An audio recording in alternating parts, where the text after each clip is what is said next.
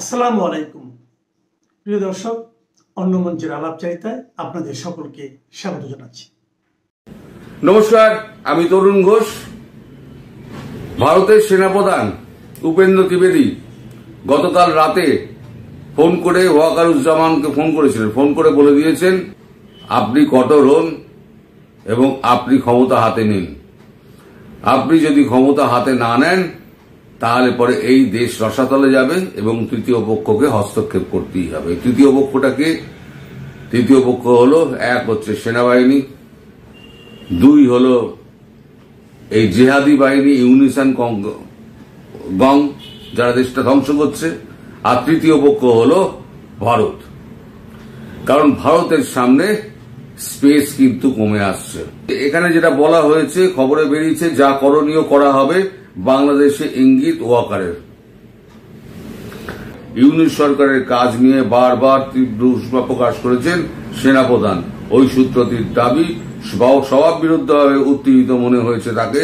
ওয়াকার বলেছেন, এই অনির্বাচিত সরকার অনেক পদাধিকারী রয়েছেন যারা দেশের নাগরিকই নন। এরা দেশ বিরোধী কাজ করছেন। দেশি বিদেশি স্বার্থান্বেষী মহলগুলির স্বার্থ সিদ্ধির জন্য পরিস্থিতি আরো অবনতি ঘটাচ্ছে, যাতে ঘোলা জলে মাছ ধরা যায়। কিন্তু তিনি যতদিন সেনাপ্রধান আছেন ততদিন এরা সফল হবে না। রাখাইনে মানবিক করিডোরের মতো স্পর্শকাতর এবং ঝুঁকিপূর্ণ সিদ্ধান্ত নেওয়ার এখতিয়ার বর্তমান সরকারের নেই বলেও দাবি করেন সেনাপ্রধান। সেনাবাহিনী কর্মকর্তাদের অভিযোগ, যারা করিডোরের চেষ্টা করছেন তারা বিদেশি নাগরিক। দেশে কোনো সমস্যা হলে তারা বিদেশে চলে যাবেন, কিন্তু এর খেসারত দিতে হবে দেশের সাধারণ মানুষকে। একে জঘন্য করিডোর বলে আখ্যা দিয়ে সেনাবাহিনী একযোগে সেনাপ্রধানকে জানিয়ে দিয়েছেন রাখাইন করিডোরে তাদের কোনো সম্মতি নেই। চট্টগ্রাম সমুদ্র বন্দরের বিষয়ে সিদ্ধান্ত নেওয়ার এখতিয়ার অন্তর্বর্তী সরকারের নেই বলেও মনে করিয়ে দিয়েছেন ওয়াকারুজ্জামান। তার মানে ওয়াকারুজ্জামান পরিষ্কার ইউনুসকে বলে দিলেন যে আপনি এবার মানে বিদেয় হন, না হলে পরে আপনার উপরে কিন্তু আমরা অ্যাকশন নেব। এই ওয়াকারুজ্জামানকে কিন্তু সরানোর জন্য অনেক চেষ্টা করেছেন আমাদের ইউনুস শাহ। প্রথমে তিনি একটা অফার দিয়েছিলেন, আপনি কানাডা চলে যান। যখন মানলেন না, উনি একরকম ভাবে এই রাখাইন করিডোরে তিনি বিপক্ষে রয়ে গেলেন। তখন ওনাকে চেষ্টা করা হলো গ্রেপ্তার করে, ওই বিদেশ থেকে ফেরার সময় গ্রেপ্তার করে ওনার বিচার করে ফাঁসিতে ঝুলিয়ে দেওয়া। সেটাও হলো না রয়ের প্রচেষ্টায়। তৃতীয়বার চেষ্টা করা হলো যে জুনিয়র অফিসারদের দিয়ে তাকে খুন করানো। সেটাও কিন্তু করতে দেয়নি। ঠিক সময় হস্তক্ষেপ করে, আমি বলেছিলাম এখন প্রচন্ডভাবে অ্যাক্টিভ বাংলাদেশে। তো এখন এই যে ইউনুস শাহ যা করে বেড়াচ্ছে, এখন ইউনুস শাহর সঙ্গে সরাসরি ওয়াকারুজ্জামানের একেবারে মুখোমুখি সংঘাত। আর এই সংঘাতে ওয়াকারুজ্জামানের পেছনে পুরো সেনাবাহিনী আছে। ফলে ওয়াকারুজ্জামান এখন পূর্ণ ক্ষমতা নিয়ে বসে আছেন। আর এদিকে ক্রমশ সংখ্যালঘু হয়ে পড়ছে আমাদের ইউনুস শাহ। এখন ইউনুস শাহর যা অবস্থা, ইউনুস শাহ প্রতি মুহূর্তে ঘাবড়ে আছেন যে কি হবে। খুব ঘাবড়ে আছে, কিন্তু গদি ছাড়বে না। গদির লোক কিন্তু ইউনুস শাহ প্রচন্ড উচ্চাসা, প্রচন্ড। এই বয়সেও প্রচুর উচ্চাসা। এত বয়সে কি করে এত উচ্চাসা মানুষ পুষে রেখে দেয়, সেটাই এই মানুষটাকে না দেখলে এই চিনাই যেত না। পৃথিবীর অনেক কিছু জানতেই পারতাম না। মানুষের স্বভাব কিরাম হয়, কত ক্রূর, নিষ্ঠুর এবং উচ্চাকাঙ্ক্ষী, উচ্চাভিলাষী হয়। তাই এই মানুষটাকে দেখে কিন্তু অনেক কিছু শিখলাম। এই বয়সে এসেও অনেক কিছু অজানা ছিল। বলে না 3 হাঁটুর কাছে বুদ্ধি নাও, তাহলে 3 হাঁটুর কাছে এমনি বুদ্ধি নিতে বলে না। 3 হাঁটু যা মানে পুজো হয়ে যে লোকটা বসে আছে না, বসে পড়েছে অথর্ব হয়ে গেছে, তাকে বলে 3 হাঁটু। মাথা, হাঁটু আর পা সব একসঙ্গে নিয়ে বসে আছে। তার সে যা মানে অনুভব করেছে জীবনে, যা সে দেখেছে, যা সে শিক্ষা নিয়েছে, তার কাছে যে বুদ্ধি, সে বুদ্ধি কোনো বই, পৃথিবীর কোনো সমাজ, কোনো শিক্ষা দিতে পারবে না। তার যে বুদ্ধি সেটা হচ্ছে সমাজ থেকে শেখা, তার অভিজ্ঞতা সম্মানিত বুদ্ধি। সেটা কিন্তু এই বয়সেও আমাকে শিখতে হচ্ছে এই ইউনুচ্চাকে থেকে, যে এই বয়সেও এত তার উচ্চাকাঙ্ক্ষা এবং উচ্চাশা। তো ইউনুচ্চার কিন্তু সময় কমে আসছে, ইউনুচ্চার হাতে কিন্তু সময় কম। ইউনুচ্চাকে না ওই ফাঁসি কাটে ঝুলতে হয়। এখন ভারতের সেনাপ্রধান এর আগেও একবার বলে দিয়েছিলেন, আমরা আপনাকে সতর্ক করিনি এটা বলবেন না, এর আগের বারে বলেছিলেন। এবারে গতকালকে ওনার ভাষণ শোনার পর আমাদের জেনারেল ফোন করেছিলেন, ফোন করে বলেছেন আপনার ভাষণ শুনেছি, আপনি একজন দক্ষ মানুষ, দেশপ্রেমিক এবং আপনি অত্যন্ত বুদ্ধিমান। আপনি সময় মতো ক্ষমতা হাতে নিন, ক্ষমতা হাতে নিয়ে আপনি দেশকে যদি না ধারণ করতে পারেন, এই দেশ কিন্তু বিপদগামী হচ্ছে। তাহলে তৃতীয় পক্ষের এখানে ঢোকা ছাড়া আর কোনো উপায় থাকবে না। সেক্ষেত্রে আমাদের দুঃখ হলেও আমাদের কিন্তু কিছু খারাপ কাজ করতে হবে। অর্থাৎ ভারতবর্ষ বেশি দেরি করতে চাইছে না। তার কারণ হচ্ছে সময় যত চলে যাচ্ছে না, তত স্পেস ভারতের কমে আসছে। আপনি যখন প্রথম পড়ে যাবেন তখন দেখবেন আপনার যতটা লেগেছে, ওই কাটা জায়গায় মলম লাগাবেন, মলম লাগাতে লাগাতে দুদিন বাদে দেখবেন যে অনেক ঠিক হয়ে গেছে, ব্যথাটা চলে গেছে, ঘাটাও কমে গেছে। যখন ভারত পাকিস্তান যখন প্রথম যুদ্ধটা শুরু হলো যে সময়তে, তখন সারা পৃথিবী যেমন ভারতের পাশে ছিল এই সন্ত্রাসবাদ ইস্যুতে, আমাদের বাংলাদেশের ব্যাপারেও কিন্তু সে কথা উঠেছিল। তখন যেভাবে ছিল, আস্তে আস্তে সেটা ওই মলমের প্রলেপের মতো আস্তে আস্তে কিন্তু দূর হয়ে যায়। তখন কিন্তু ওইটা মানুষের নেতাও তো, দেশের মানুষের নেতাও তো একটা মানুষ, তার মাথা থেকেও আস্তে আস্তে সেটা হেজি হতে থাকে। ফলে আজকে গত সেই এক সপ্তাহ 10 দিন আগে যে আবেগটা ছিল, আজকে সে আবেগের পরিমাণ 1 থেকে 10 যদি আপনি গণেন, তাহলে অন্তত 5-এ নেমে এসছে। ফলে সেটা যেন এখন একবারে শূন্যতে নেমে না আসে, 10-এ নেমে না আসে, তার আগেই ভারত ব্যবস্থা করতে চাইছে। এই জন্য সেনাবাহিনীর ওপরে, বাংলাদেশ সেনাবাহিনীর ওপরে একটু চাপ খাটাচ্ছে ভারত, যে আপনি যা করার তাড়াতাড়ি করুন। আর শেষে আমি যেটা বলেছিলাম, শেষে যেটা খবরটা আমি দেব বলেছিলাম, সেটা হচ্ছে যে শোনা যাচ্ছে আজ অথবা কাল বাংলাদেশে পণ্য রপ্তানির ব্যাপারে নোটিফিকেশন, গেজেট নোটিফিকেশন জারি হওয়ার কথাবার্তা চলছে। তার মানে শুক্রবার দিন যদি জারি হয়ে যায়, তাহলে শনি রবি পড়ে গেল, সোমবার থেকে ঝাঁপে লাঠি। আর এই সোমবার থেকে যদি ঝাঁপে লাঠি পড়ে, তাহলে বুঝতেই পারছেন জনগণ কি হবে। এখনই জনগণ তো জুতা মারো তালে তালে বলে সমস্ত চারদিকে ছড়িয়ে ছিটিয়ে পড়েছে। রাস্তায় এখন প্রকাশ্যে এখন গালি দিচ্ছে।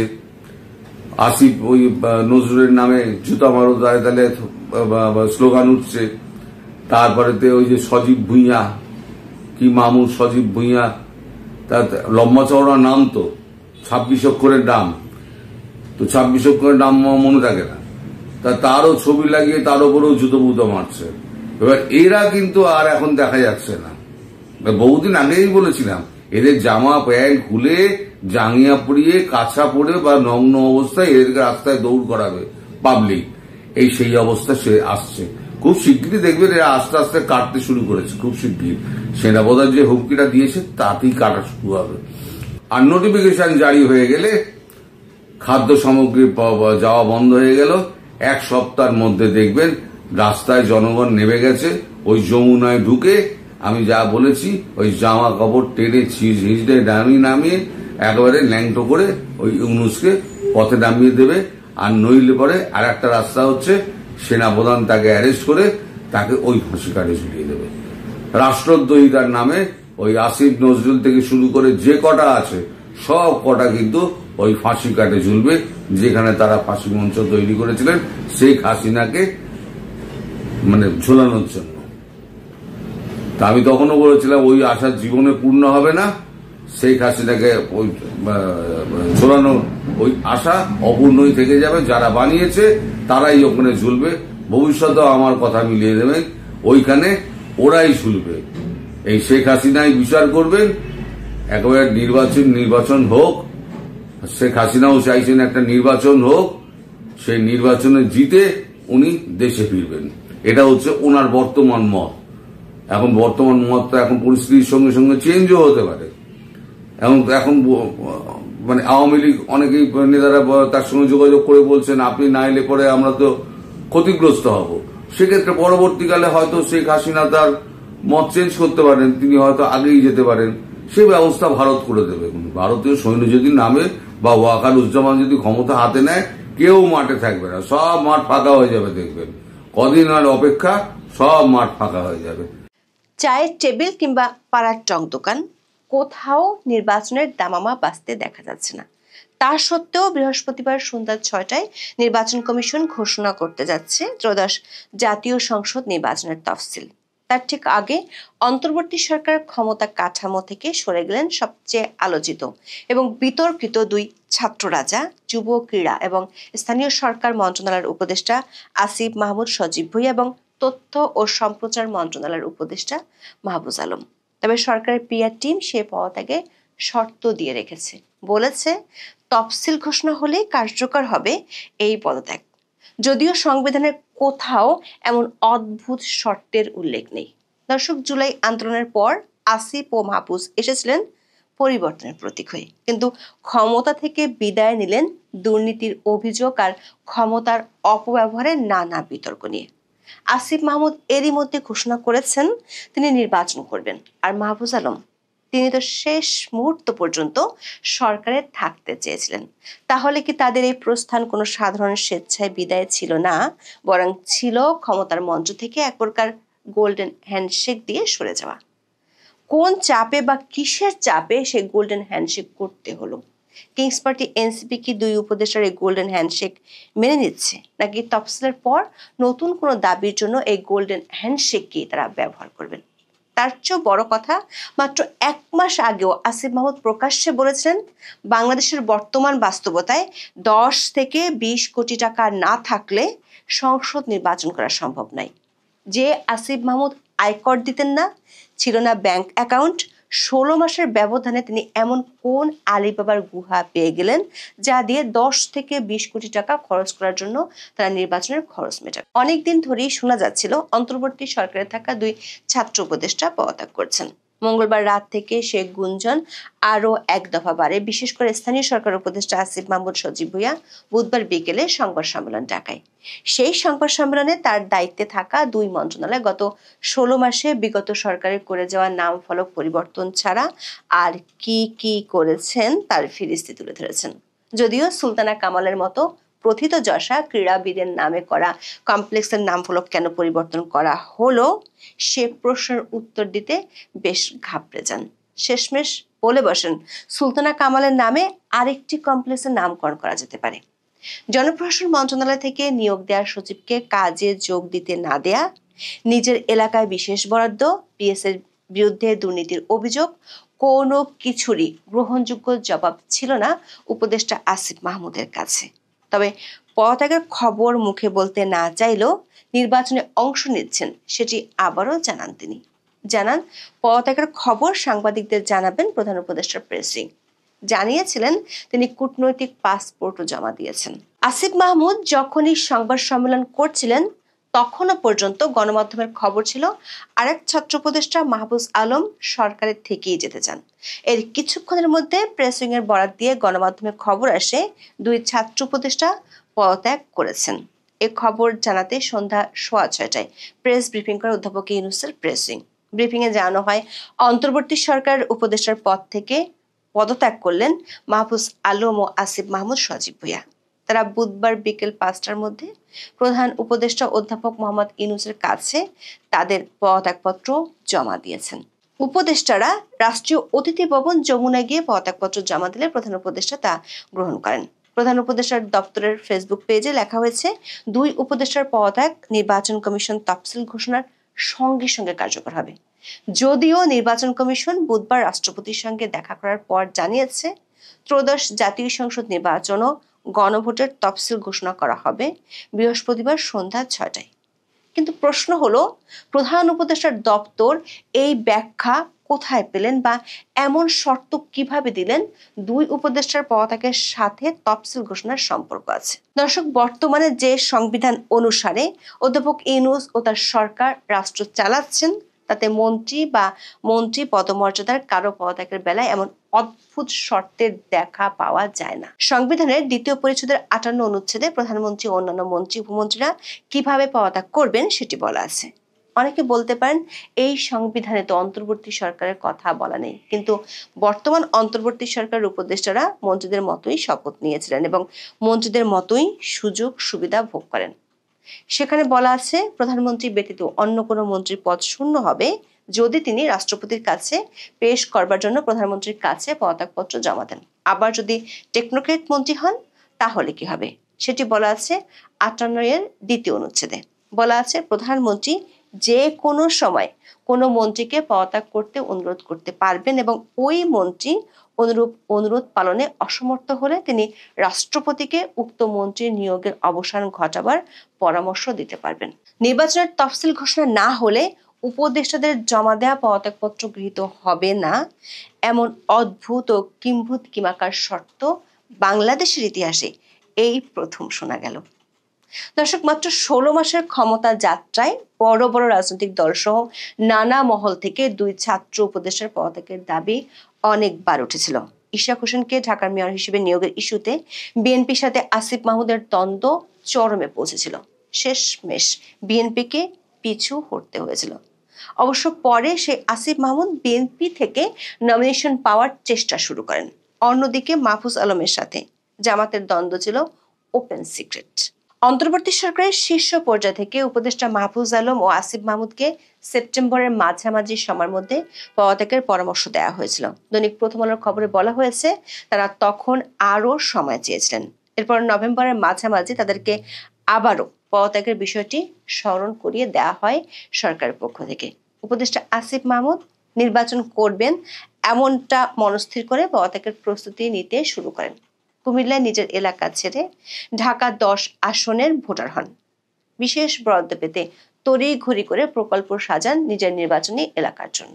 অন্যদিকে উপদেষ্টা মাহফুজ আলম সরকারের শেষ সময় পর্যন্ত থাকার আগ্রহের কথা জানিয়েছিলেন।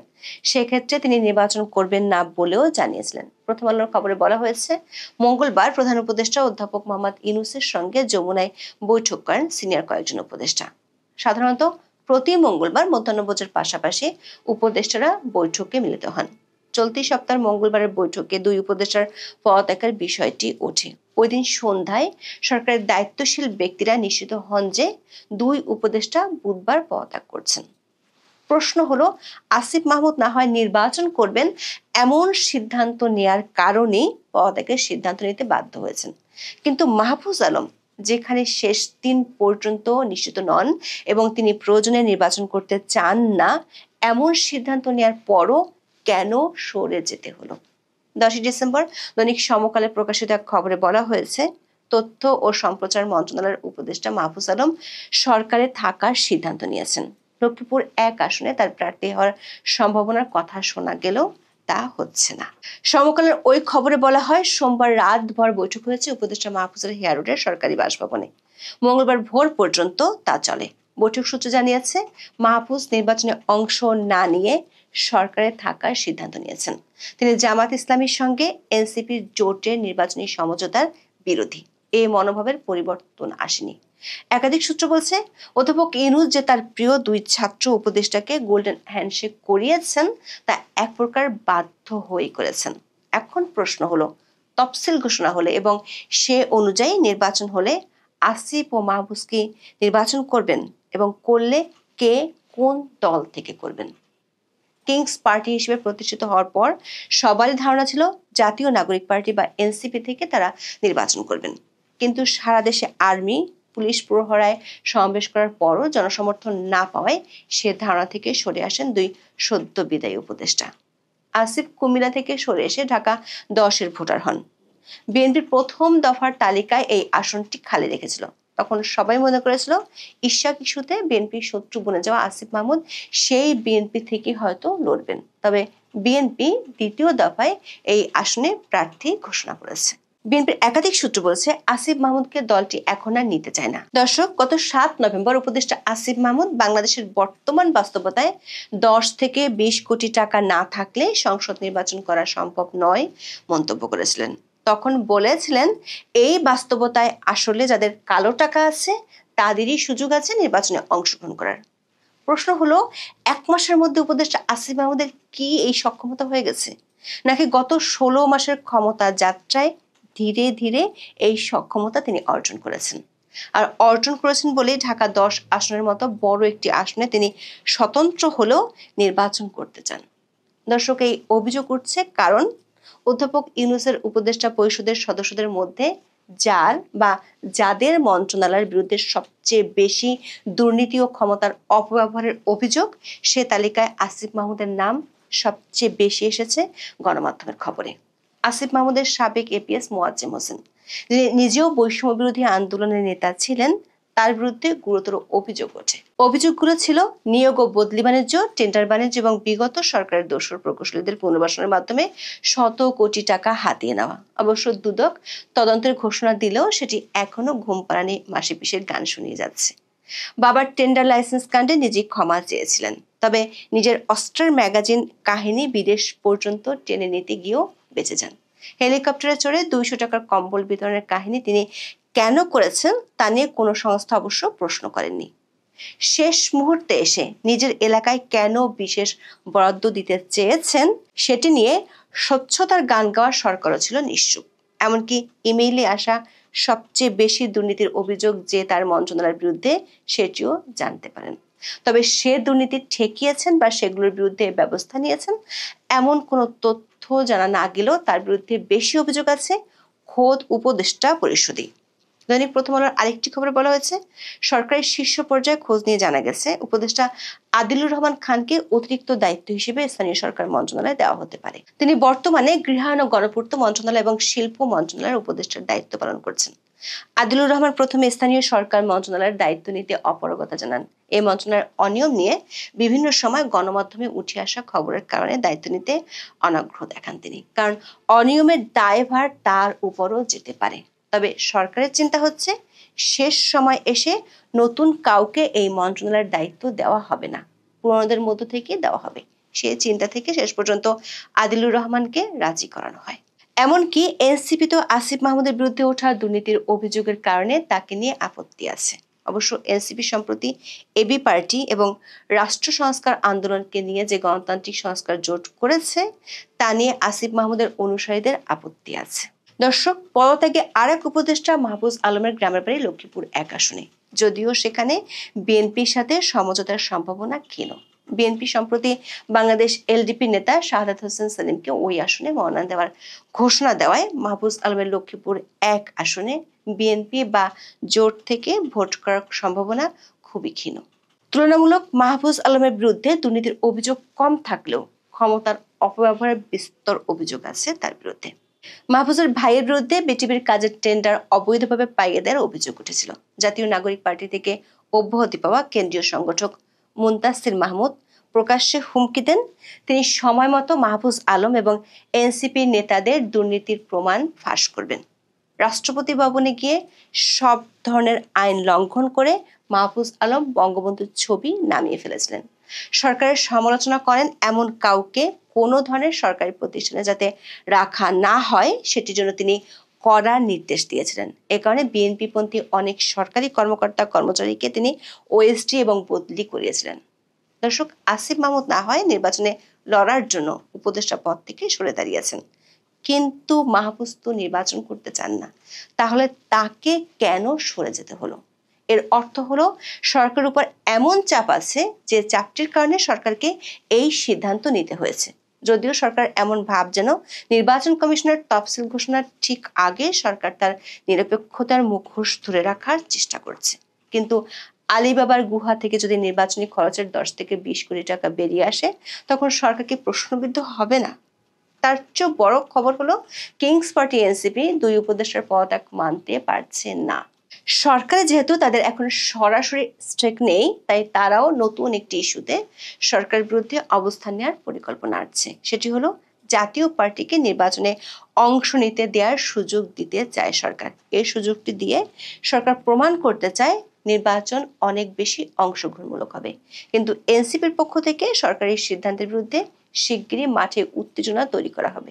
সেটি হলে তফসিল ঘোষণা হওয়ার পরও অনেক কিছু দেখার বাকি থাকবে। খবর যদি সত্যি হয় যে এই আসিফ মাহমুদ সজীব ভুঁইয়া এই গত 15 মাসের লাগাতার বলতে গেলে বিপ্লবের যে ক্রিম মাখন খাওয়াদের মধ্যে অন্যতম মানুষটি, তো উপদেষ্টা পদ ছাড়তে না ছাড়তে তো তিনি মোটামুটি রাজনৈতিক এতিমের পর্যায়ে কত আলাপ্ত হলো, তিনি বিএনপিতে যাবেন কিনা, তারপর তিনি কুমিল্লার মুরাদনগর ইলেকশন করবেন কিনা, যে মুরাদনগরে তিনি উপদেষ্টা থাকতে হাজার হাজার কোটি টাকার সরকারের প্রকল্প সেখানে নিয়ে গেছেন, সেখানে তার পিতা সহ আলোচিত সমালোচিত হয়েছে, আরো তো কাণ্ড কারখানা কত কিছু আছে। তারপর তিনি আবার ভোটার হলেন ধানমন্ডিতে। ভোট করবেন কোন দলে? তার স্নেহে আদরে আহ্লাদে তাদের ব্লেসিং এ তাদের গাইডেন্সে এনসিপি চলেছে বলেই তো শোনা যায়। এনসিপি বিপদে আপদে তারা থাকবেন, আবার তাদের বিপদে আপদে ওই যে যখন আপনার নেড়া মার্কেটে হাঁসের মাংস না পেয়ে ওয়েস্টিনে খেতে যান, এই গল্পের আড়ালে যখন উঠে আসলো ওই যে গুলশানে চাঁদাবাজির সময় তিনি ছিলেন কি ছিলেন না, এ আলাপের ভিড়ে যে ভিডিওতে ভাইরাল হয়েছিল যে আসিফ মোহাম্মদ সজীব ভুঁইয়া সেদিন সেই চাঁদাবাজির সময় গুলশানে উপস্থিত ছিলেন, সেই সব থেকে রক্ষার জন্য যে এনসিপি আসিফ মোহাম্মদ সজীব ভুঁইয়ার জন্য পাশে দাঁড়ায়, সেই এনসিপিতে নাকি আজকে আসিফ মোহাম্মদ সজীব ভুঁইয়ার জায়গা হচ্ছে না এবং তিনি খুঁজছেন কোন একটা দলে যাবেন। এবং নতুন গুঞ্জন অলরেডি রাশেদ খান গণ অধিকার পরিষদের ঘোষণা করেছে যে তিনি গণ অধিকার পরিষদে আসতে চান। এখানে আবার ঘাপলা লেগেছে। চলুন খবরটার দিকে একটু নজর দিই। ঘাপলাটা কিন্তু জেনতেন মাপেন না। কাঙ্ক্ষিত পদ নিয়ে বিরোধের জেরে নিজেদের হাতে গড়া দল জাতীয় নাগরিক পার্টিতে ঠাঁই হচ্ছে না এতদিন সরকারি উপদেষ্টার দায়িত্ব পালন করা আসিফ মাহমুদের। বেশ জমজমাট নিউজ না রাজনীতির দিক থেকে? তাই এবার সাবেক দল গণ অধিকার পরিষদে আশ্রয় খুঁজছেন তিনি, কিন্তু তাকে পদ ছাড়া নিয়ে বিরোধ দানা বাঁধছে গণ অধিকার পরিষদেও। বুধবার সরকারি উপদেষ্টা পদ থেকে পদত্যাগ করেছেন আসিফ। পদত্যাগের ঘোষণার পর থেকে বিভিন্ন মহলে আলোচনা চলছে তার গন্তব্য নিয়ে। জাতীয় নাগরিক পার্টি এনসিপি একাধিক দায়িত্বশীল সূত্র জানিয়েছে দলটিতে আসিফের চাহিদার পদ ছিল মুখ্য সমন্বয়ক, কিন্তু বর্তমানে সেই পদে থাকা নাসিরউদ্দিন পাটোয়ারি পদটি ছাড়তে রাজি নন। এ বিষয়ে বিরোধের জেরে এনসিপিতে যাচ্ছেন না আসিফ মাহমুদ। বুধবার দুপুরে ঘোষিত এনসিপি প্রার্থী তালিকাও রাখা হয়নি গণ অভ্যুত্থানের এই অগ্রসৈনিকের। এদিকে গণ অধিকার পরিষদের একটি সূত্র বলছে নিজেদের গড়া দল এনসিপিতে জায়গা না পেয়ে এখন গণ অধিকার পরিষদে যোগ দিতে চাইছেন আসিফ মাহমুদ। এরই মধ্যে দলটির সভাপতি ডাকসুর সাবেক ভিপি নুরুল হক নূরের সঙ্গে ফলপ্রসূ আলোচনা হয়েছে, কিন্তু আসিফ গণ অধিকার পরিষদের সাধারণ সম্পাদক পদ চাইছেন। এই নিয়ে দলটির নেতাকর্মীদের বড় একটি অংশের মাঝেও চাপা ক্ষোভ দেখা দিয়েছে। এই ক্ষোভ যে কোনো সময় বড় বিরোধে রূপ নিতে পারে বলেও আশঙ্কা করছে অনেকে। নাম প্রকাশে অনিচ্ছুক গণ অধিকার পরিষদের উচ্চতর পরিষদের সদস্যরা তারা এই রিপোর্টটি বাংলা ভিশনের সেখানে বলছেন যে আসিফ আগে এক সময় গণ অধিকার পরিষদে ছিলেন, কিন্তু তিনি তো দল ত্যাগ করে আরেকটি দল প্রতিষ্ঠা করেছেন, এনসিপি প্রতিষ্ঠা করেছেন উপদেষ্টা থাকতে, যেটা নৈতিকভাবে খুব সাংঘাতিক প্রশ্ন।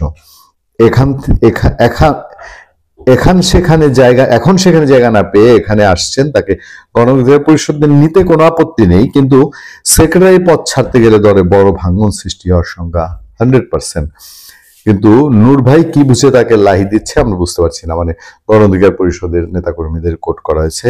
এ বিষয়ে রাশেদ খান আবারও বলছেন যে আসিফ মাহমুদ সজীব ভুঁইয়া তিনি তাদের দলে আসতে চান এবং সেই জায়গায় এ বিষয়ে রাশেদ খান তিনি বলছেন যে আসিফ মাহমুদ আগেও আমাদের সাথে ছিলেন, এখন তিনি আবার আমাদের দলে আসতে চাইছেন, এটা আমরা এটাকে ইতিবাচক হিসেবে দেখছি।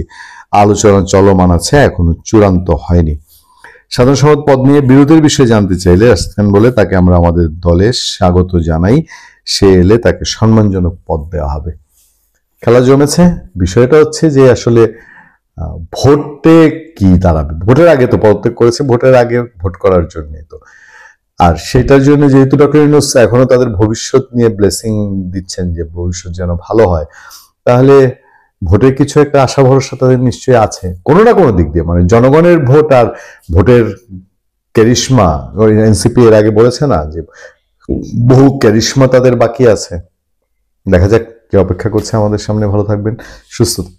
আপনার সাথে আমি আতিক রহমান, পূর্ণ।